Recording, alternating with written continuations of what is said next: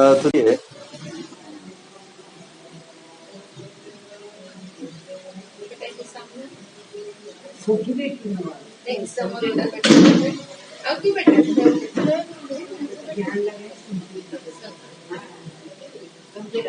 कोई रुग्ण है,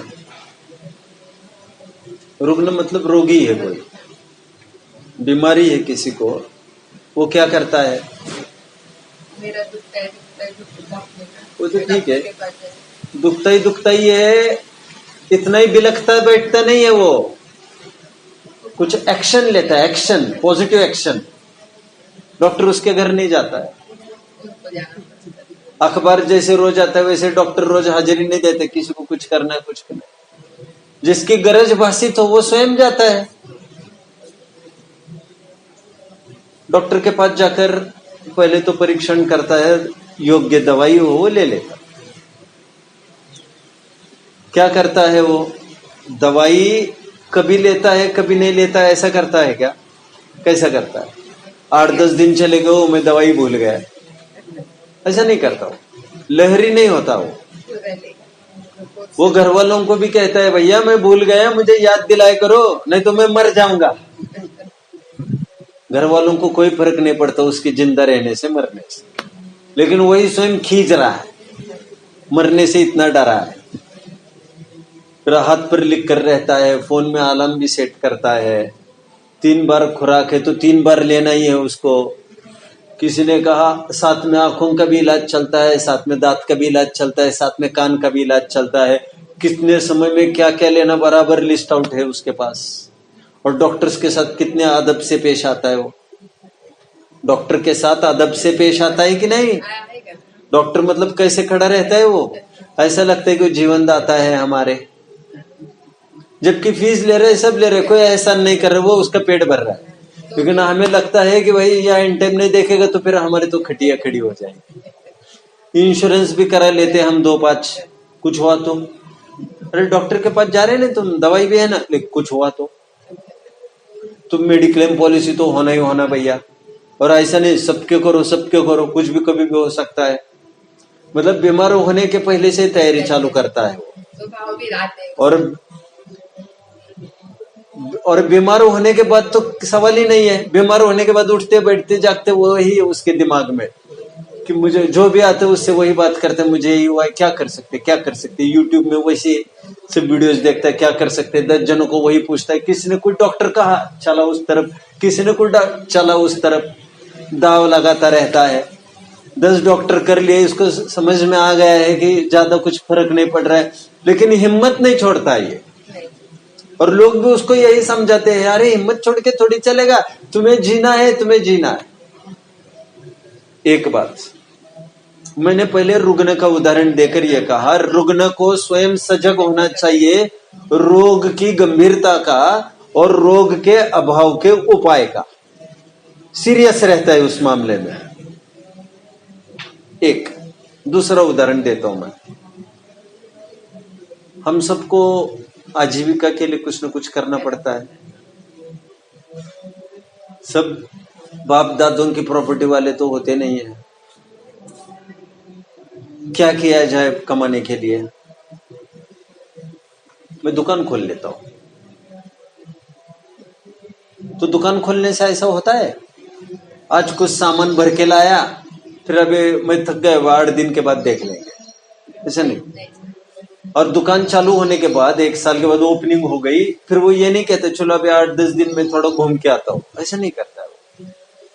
1 दिन धंधा किया, फिर 4 दिन घर पर रहा, कभी 8 बजे गया, कभी 9 बजे गया, कभी गया ही नहीं, ऐसा करता है वो। और ग्राहक उसका नौकर है, उसके धंधा चलेगा? वो सुबह जल्दी जाकर खोलता है, नौकर आए ना आए उसको पड़ी है, नौकर को नहीं पड़ी है। नौकर को भी मिन्नत करता है और ग्राहकों की भी मिन्नत करता है। ग्राहकों देवो बहो पोस्टर भी, फोटो भी चिपका लेता है। नौकर को भी कभी खुश होकर कभी बोनस की भी बात कर लेता है, कभी थोड़ा नाराज हुआ देखकर उसको बातों बातों में मनाता है। कभी धंधा खोलता है, कभी नहीं करता, ऐसा नहीं करता। कोई नहीं आए तो झाड़ू भी स्वयं लगाता है, सब माल भी स्वयं तोल के देता है। ये नहीं कहता है आज कुछ नहीं बेचूंगा, कोई कोई नहीं है, मारवाड़ी तो नहीं बोलेगा, नहीं। और कोई बोले तो फिर भी बोले। तो वो धंधा भी करना है उसको, तो कभी जाएगा कभी नहीं जाएगा, नौकरी करनी है तो कभी जाएगा, महीने में 2-5 दिन जाएगा, तो उसको कोई रखेगा भी, नहीं, नहीं। और कोई रखे ना रखे पर कैसे? उसको तो जाना ही जाना है। जैसे हम कॉन्शियस है इसमें, स्वास्थ्य के ठीक होने में, आजीविका संबंधी कॉन्शियस है, हम कॉन्शियस, हमें पता है, सजग है, हम सजग सतर्क है, इसमें सजग है। सजग है। तो धर्म करना है, हमें सुखी होना है, तो हमें क्या करना चाहिए? कभी एक आध दिन कोई मिले तो सुना दो भैया कुछ धर्म, हाँ कोई बात नहीं है, धर्म को कुछ सुना दो। फिर गए और फिर कीचड़ में डुबकियां लगाते रहे, फिर कीचड़ में डुबकियां लगाते। अरे जिनवानी हमारे घर में है, हमें रोजाना उसको पढ़ना चाहिए। नहीं, कभी कोई साधु संत आएगा, उसके सामने एक डायलॉग छोड़ देंगे हम, कुछ सुनाओ फिर, क्योंकि उनके पास तो दूसरा कुछ नहीं मिल सकता, और आए ही है उनके पास, तो कुछ सुनाओ फिर, इतनी मजबूरी। और सुनाने लग जाए तो आधे में ही सोने लग जाए, और फिर भूख लगने लग जाए और उतने में उठकर कोई पूछे वॉशरूम यही है क्या कहीं पास में? अरे भले आदमी, तुम्हें यही टाइम मिला अभी तुम 1 घंटे भी ढंग से बैठोगे, उसमें भी कौन आया है, कब आते हैं, ये नहीं दिख रहे, ये नहीं दिख रहे, मतलब तुम्हें वे नहीं दिख रहे और लोग दिख रहे तुम्हें।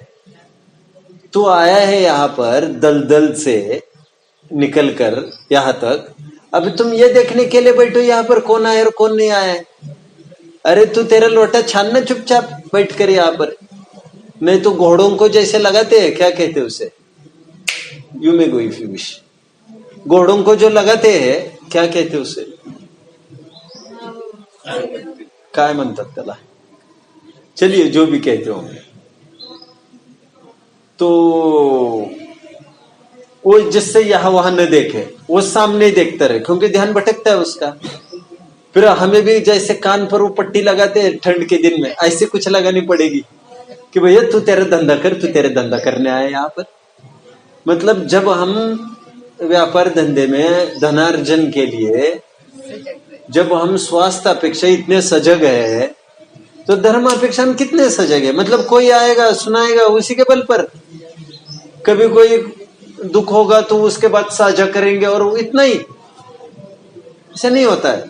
डॉक्टर के पास दवा लेने से हम ये भी पूछते हैं ये क्यों हुआ, तो डॉक्टर ये कहता है ये दवा से टेम्पररी रिलीफ तो मिलेगा, लेकिन सुनिए अभी आप आपके उम्र के 60 में प्रवेश कर रहे हैं, 60s में आप प्रवेश कर रहे हैं, आपकी उम्र 60 होने जा रही है।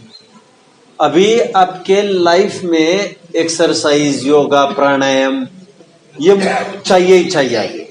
अभी दवाओं के भरोसे नहीं चलेगा, रोज सुबह उठा करो, घुमा करो, फिरा करो, तो दवा तो उसने ले ली जाकर, लेकिन जीवन भर की आदत पाल लिया अभी उसने। अब मैं दवा नहीं खानी है तो रोजाना मैं थोड़ा हलन चलन करूंगा। ठीक उसी प्रकार हमें कोई समस्या आ गई कि अमुक समस्या आ गई, हमें क्या करना चाहिए? तो भैया तुम अभी समस्या ही तो तुम हमें पूछने लग गए, तुम पहले से जागृत रहते, कोई बात नहीं, समस्या का समाधान तो हम बता रहे हैं। लेकिन इस दवा के साथ साथ एक बात को ध्यान में रखना, जैसे योगा प्राणायाम की बात कर रहा था, वैसे अभी रोजाना तुम स्वाध्याय, ये तो समस्या हुई, डिवोर्स हुआ मेरा, डिवोर्स न हो इसके लिए पहले ही तुम तजवीज कर लेते, कुछ पहले तत्व ज्ञान करते तो ये नौबत ना पड़ती तुम्हें। लेकिन कोई बात नहीं, डिवोर्स होने पर भी तुम्हारे यदि दिमाग ठीक हुआ भी तो डिप्रेशन से बाहर आने की इंस्टेंट गोली हम दे देते आपको। 4 दिन यहां रहो, आपको अच्छा लगेगा, मन बहल जाएगा, बट व्हाट आफ्टर दैट, उसके बाद क्या करोगे रात दिन? तो तुम्हारा अभी तत्वज्ञान अध्ययन चालू करना पड़ेगा। और ये नहीं होगा तो ऐसे तो कदम कदम पर डिवोर्स खड़े। ये तो पत्नी का खड़ा है, माँ बाप का खड़ा है, को आना है और जाना ही है। ये तो बस तुम्हारे सामने दोनों बातें हुई और अनएक्सपेक्टेडली हुई तो तू इतने हाथ पैर पटक रहा है। लेकिन कभी न कभी कोई ना कोई कुछ न कुछ हमें छोड़ के जाना ही जाना है। जिनका नवीन संयोग हुआ है उनका वियोग भी होना अवश्यम भावी है। तो उसकी तरतूद तुम्हें पहले ही करनी चाहिए, तजवीज तुम्हें पहले ही करनी चाहिए। और तुम्हें चाहिए रोज तत्व ज्ञान करे, रोज स्वाध्याय करे, खूब खूब ग्रंथों का वाचन करे। इतना भंडार है हमारे पास विविध ग्रंथों को, उसको पढ़ते रहे। ये उपाय है उसका। धर्म किसी साधु संतों के चरणों में नहीं धरा है, ना किसी मंदिरों में, ना ढोल और डपली में, ना गंध और चंदन में। ये धर्म इससे नहीं बनता। धर्म होता है यहां से, और भावों के परिणाम की शुद्धि होती है जब हम जैन प्रिंसिपल्स समझते, सुनते नहीं समझते। वहां से रिकॉर्डर चल रहा है और हम यहाँ पर बातें किए जा रहे हैं, ऐसे नहीं, ऐसे काम नहीं होता है। सुनना नहीं है, समझना है। तो ये उपाय है सुखी होने का। ये धर्मोपदेश आपने मुझे मांगा तो मैं साथ में आपको धर्मोपदेश के साथ साथ इस धर्मोपदेश रूप इंस्टेंट दवा के साथ साथ जो 12 माह से अपना धर्मोपदेश चल सकता है, ग्रंथों को पढ़ सकते हो, उसको पढ़िए ना। पढ़िए क्या क्या कहा है ग्रंथों में, पढ़ना चाहिए। मुनि का स्वरूप कहा है, कैसे कहा है, क्या कहा है मुनियों का स्वरूप।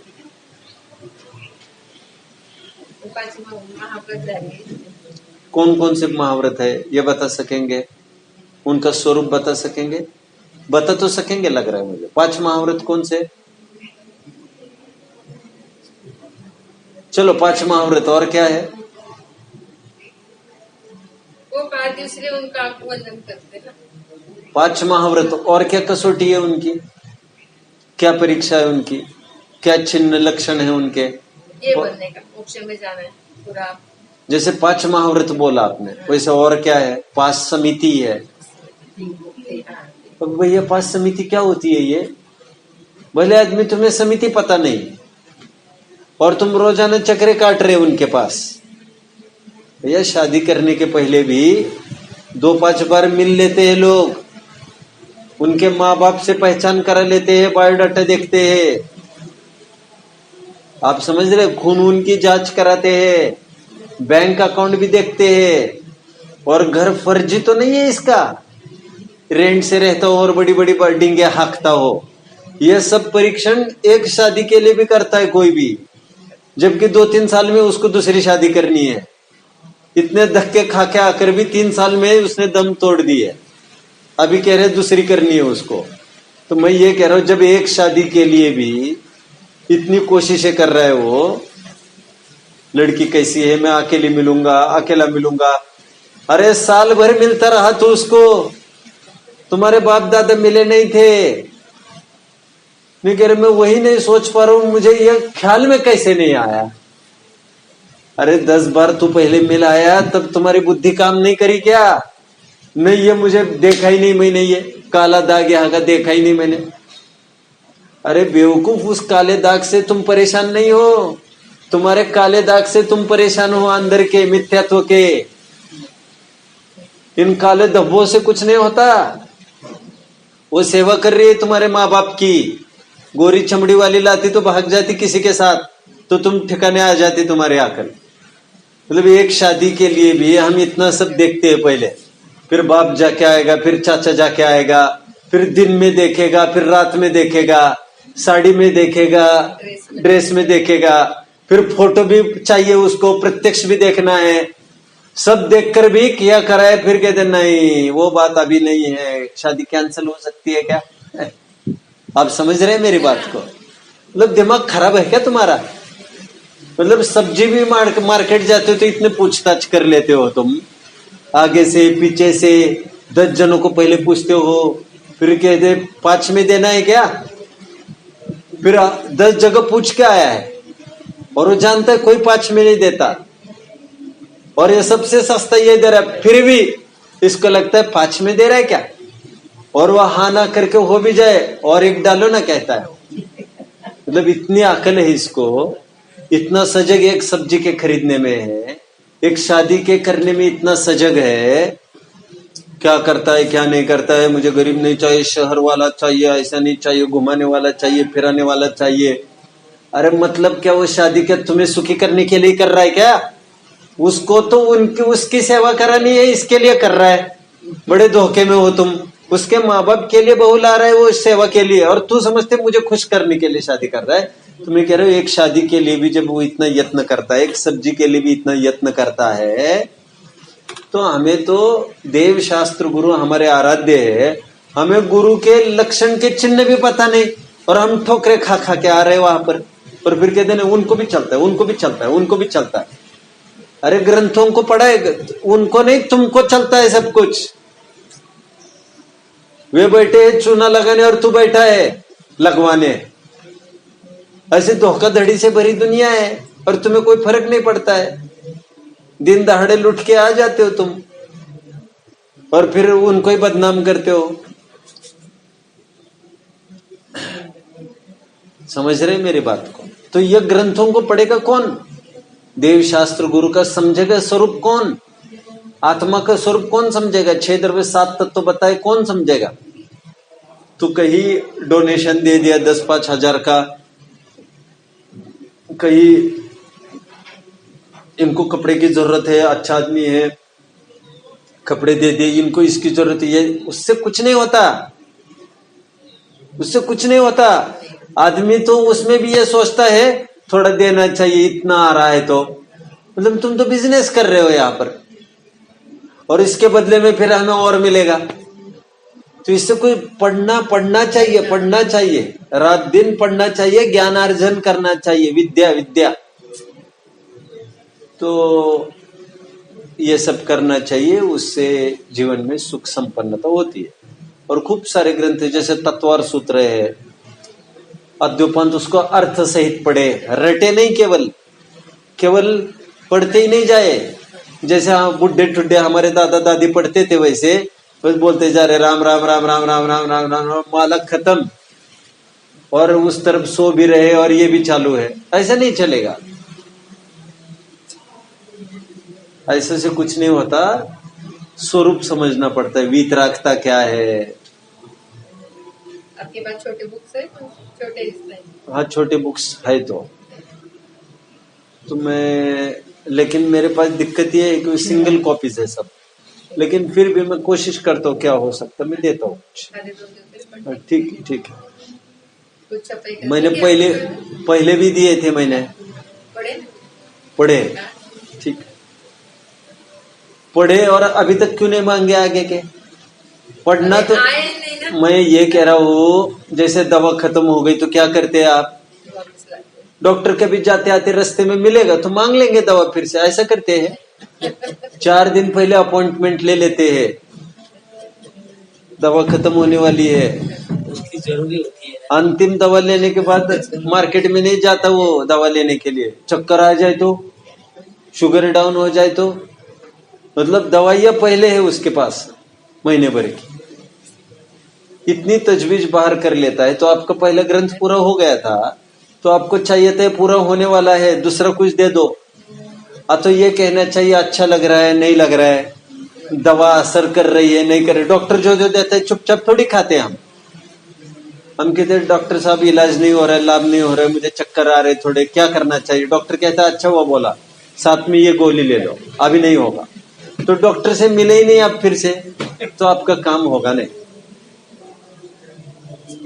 तो आपको ग्रंथ खत्म होने के पहले ही आपको पूछना चाहिए, मेरा खत्म होने जा रहा है, मुझे इसमें कम इंटरेस्ट आ रहा है, मुझे इसमें इंटरेस्ट आ रहा है। मतलब आपका कोर ऑफ इंटरेस्ट समझ में आना चाहिए सामने वाले को, इंटरेस्ट भी, और साथ में किसी की बौद्धिक क्षमता होती नहीं है कठिन समझने की, तो बोले मुझे कठिन पड़ रहा है, थोड़ा सरल करके दे दो।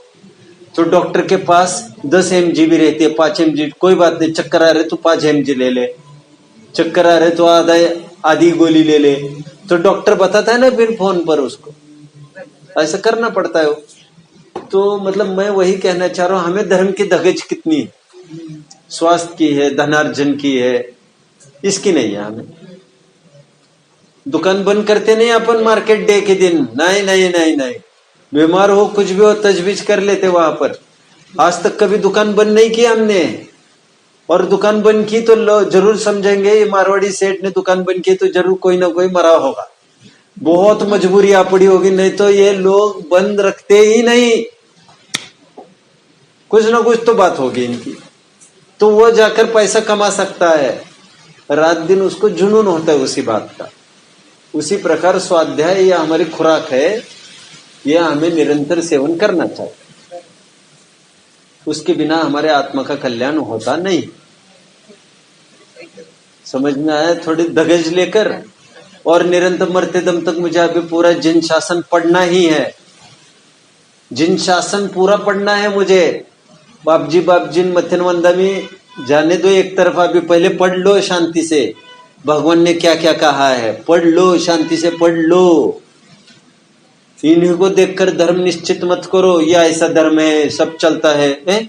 चलता है किसने कहा? नहीं उनको चलता। अरे वे कौन है?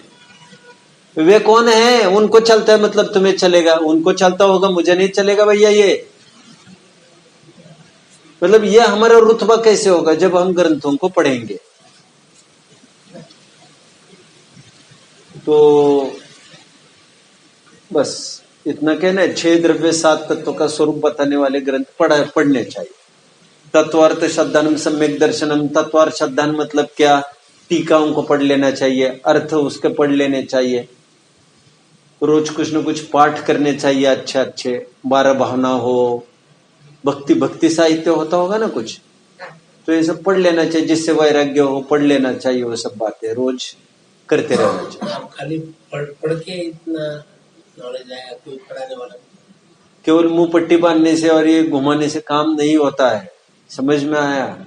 ये फिजिकल बातों से काम नहीं बनता है, कुछ अंदर भी समझ होना जरूरी है। 16 घंटा स्वाध्याय करिए, मूळ ग्रंथरा, मूळ आचार्य ग्रंथरा 16, 18 घंटा अभ्यास करिए।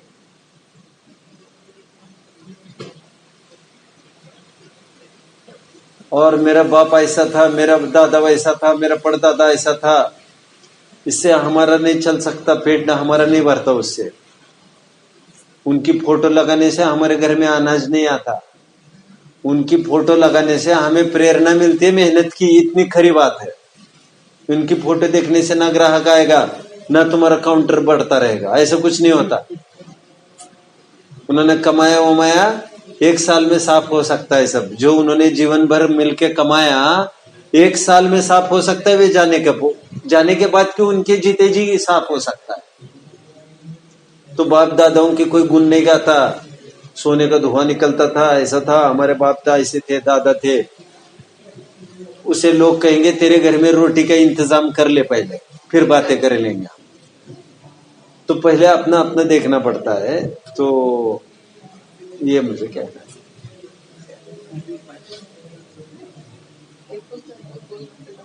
मेरे पास कुछ पुस्तकें होगी तो मैं दे देता हूँ अभी, तो फिर वे पढ़ने के बाद फिर आगे देख लेंगे आप।